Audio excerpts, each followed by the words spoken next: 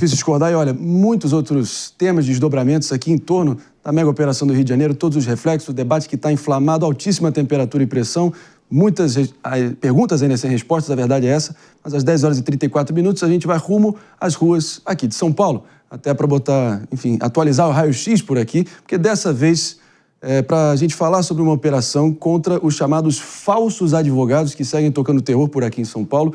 Dessa vez, esses aos quais eu me refiro trabalhavam em uma espécie de coworking em uma mansão no litoral paulista, pessoal, de onde praticavam golpes à torta e à direito.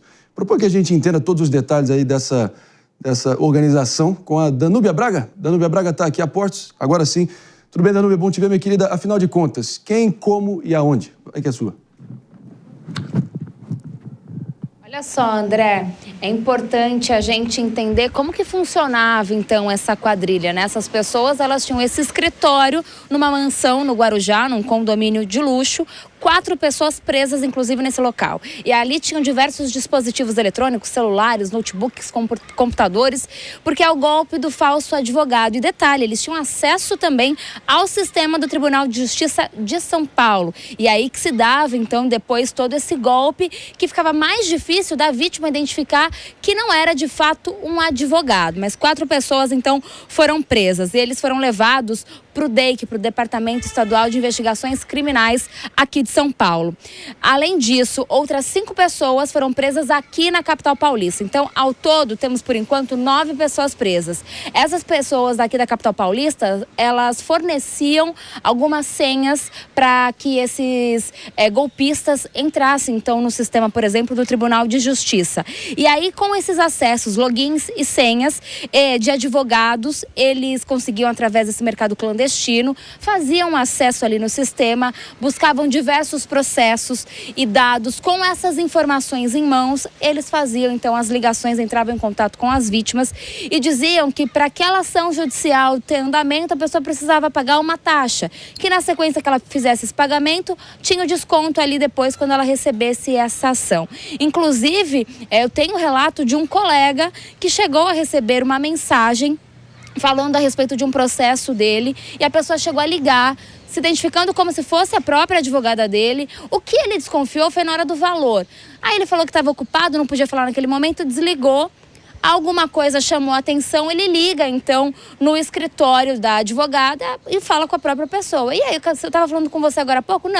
Não era comigo. Então, assim, em posse desses documentos, ele chegou ainda a acreditar, mas o valor é que teria chamado a atenção dele. Então, esse golpe do falso advogado, ele era muito bem articulado, uma vez em que eles tinham acesso, de fato, ao sistema do Tribunal de Justiça, por exemplo, de São Paulo. E aí, com esses documentos em mãos, ficava cada vez mais difícil da vítima perceber que era um golpe. Mas fato é que a polícia, então, conseguiu encontrar essas 9 pessoas, 4 pessoas operando ali aquele coworking, então, de golpe, no Guarujá, no litoral paulista, e outras 5 pessoas presas, então, aqui na capital paulista. Claro, se a gente tiver mais atualizações, a gente traz no Morning Show. Volto com você no estúdio.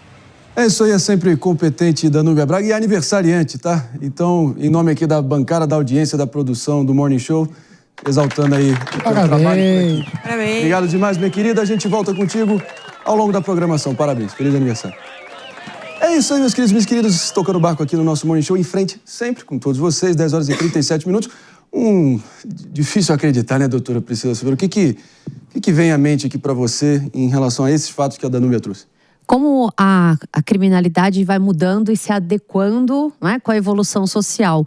Como fica mais fácil para esses meliantes utilizar de dentro de casa, não precisa mais pôr arma, não precisa correr tanto risco. Claro que crime tem que ser encontrado, tem que ser combatido. A OAB de São Paulo, inclusive, Marinho, faço aqui, né, uma consideração, tem uma força-tarefa capitaneada pelo Dr. Eduardo Ferrari. Então, a gente está aqui sem medir esforços para poder evitar com que a população, que já é vulnerável, porque quando procura justiça, já tem ali uma litigância, um problema na sua liberdade, um problema no seu patrimônio. E aí, eles enganando essas vítimas que muitas vezes não têm nem dinheiro, né, para poder dar andamento, elas são, então, levadas a depois depositar, fazer depósitos. Inclusive, observei que anteriormente eles estão fazendo até reuniões. Então, eles estão usando até a IA para poder fazer vozes do advogado. Então, eles estão cada vez mais ali se articulando. Então, você tome cuidado, pegue o telefone do seu advogado, não responda, porque hoje qualquer link que você clica,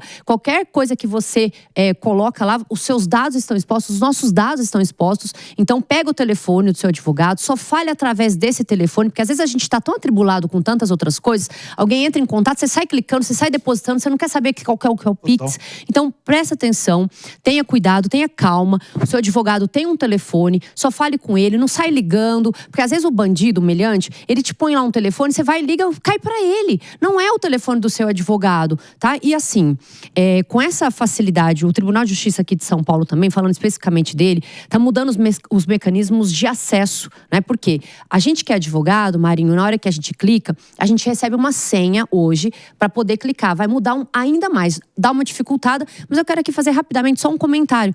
Outro dia, havia uma ação contra uma empresa, né, de telefone. Foi dada a liminar, Marinho, antes mesmo que eu soubesse da liminar, né, que o advogado soubesse, enfim, isso está acontecendo também. O bandido entrou em contato com a cliente e disse: oi, eu sou do telefone X, vi que você entrou com a ação, estou aqui oferecendo R$10.000 para você encerrar a ação. Aí a pessoa, né, entrou em contato com o advogado e falou: olha, isso procede? Não, você está com a liminar, não clique em nenhum link.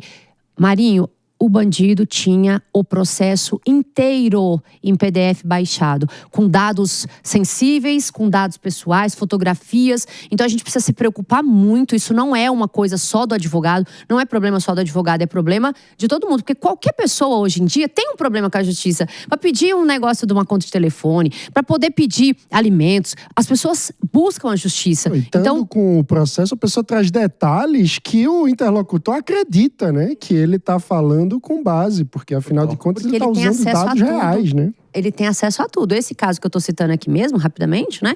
Ele tinha até fotos íntimas, porque a pessoa tinha sido roubada, só para contextualizar, a pessoa tinha sido roubada, não estava conseguindo acesso, né, na Apple.